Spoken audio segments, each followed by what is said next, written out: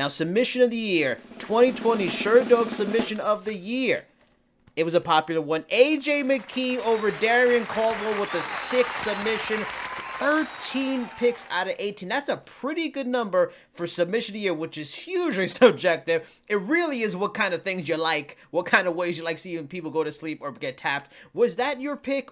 Was it not your pick? Why should that have won? Why should it have not won? This was my pick, with no bearing the lead here. This was my pick.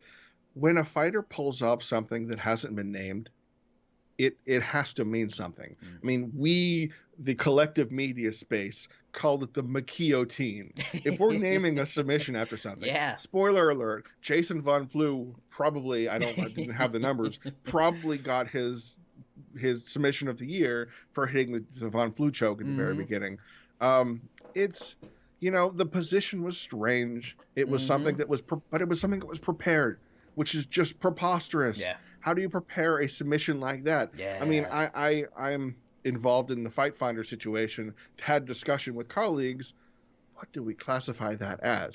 A neck crank? Yes, it is. It's not a guillotine. It's not a front choke. It's not a Ezekiel or a Bravo or any of those different kind of situations to go with a modified neck crank. It's one of a kind, and that's what stood out to me. Age thing. I mean, as subjective as this category can be, and it's really whatever taste you have. This year was almost an easier year than normal, because when you have a submission that you have to rewind and go back a couple of times to even understand how it happened, have no idea what it's called.